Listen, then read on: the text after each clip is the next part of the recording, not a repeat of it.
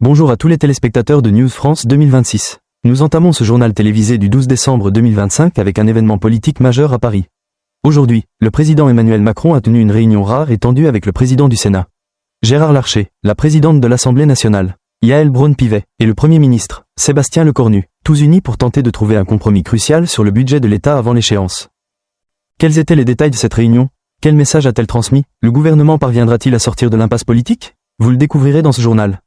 Avant de commencer, je vous invite à vous abonner à notre chaîne. Chaque abonnement nous encourage à continuer de vous informer au plus vite et avec la plus grande précision sur l'actualité française. Merci beaucoup.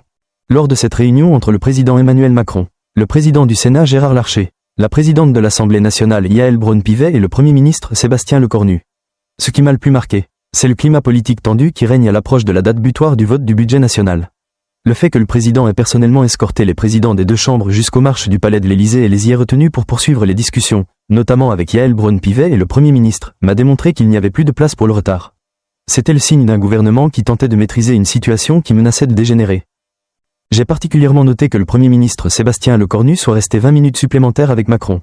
De par mon expérience de la vie politique française, je sais que lorsque le Premier ministre reste en fonction après le départ des présidents de Parlement, c'est généralement pour finaliser les options stratégiques. Jusqu'où le gouvernement doit-il faire des concessions?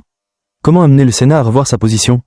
Lorsque la porte-parole du gouvernement, Maud Brégéon, a réitéré la déclaration du Premier ministre selon laquelle l'objectif est de donner un budget à la France avant le 31 décembre, elle ne se contentait pas d'évoquer une obligation légale. À mon sens, c'était un avertissement. Si le Sénat persiste dans son inaction, le gouvernement devra envisager des mesures plus strictes. Par conséquent, l'insistance de Brejon sur le fait que cela pourrait se produire si des sénateurs de droite se déplacent vers la gauche constitue un moyen très clair d'exercer une pression politique sur la majorité sénatoriale. L'affirmation concernant le décalage horaire entre l'Assemblée nationale et le Sénat est également un message politique fort.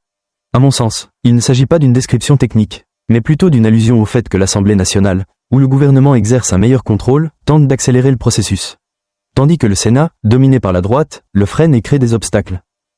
Autre point crucial, l'Assemblée nationale a rejeté à la quasi-unanimité la partie du budget relative aux recettes, transférant ainsi l'entière responsabilité des amendements au Sénat. Cela fait du Sénat une force du compromis, mais le place dans une position délicate s'il fait trop de concessions au gouvernement. Il est perçu comme faible, mais s'il n'en fait pas, il est accusé de paralyser le processus législatif.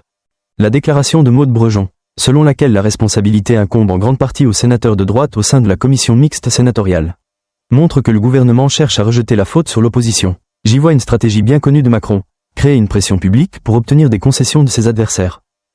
Cependant, à mon avis, le refus des sénateurs de droite de se rallier au Parti socialiste, qui n'a quasiment obtenu aucune concession dans le texte budgétaire, est un signe clair que les négociations de la semaine prochaine seront très difficiles. Cela contraste fortement avec le budget de la sécurité sociale, qui comprenait auparavant d'importantes concessions, comme la suspension temporaire de la réforme des retraites. Ce budget de l'État n'offre aucun cadeau de ce genre en échange d'un accord. Autrement dit, la situation actuelle me semble à la fois simple et paradoxale. Le gouvernement a besoin que le Sénat finalise le budget. Mais le Sénat n'a aucune incitation à l'aider. D'autant plus que le texte actuel n'offre aucun avantage politique ni à la droite ni au Parti socialiste. À mon sens, ce bras de fer n'est pas qu'un simple débat technique sur le budget, mais une lutte de pouvoir entre le gouvernement d'Emmanuel Macron et le Sénat, contrôlé par la droite, sans concession significative de part et d'autre. La réunion de la commission mixte la semaine prochaine risque fort d'être bloquée. Le gouvernement tente de rejeter la faute sur le Sénat. Mais en réalité, il doit lui aussi faire davantage de concessions s'il veut que le budget soit adopté avant le 31 décembre.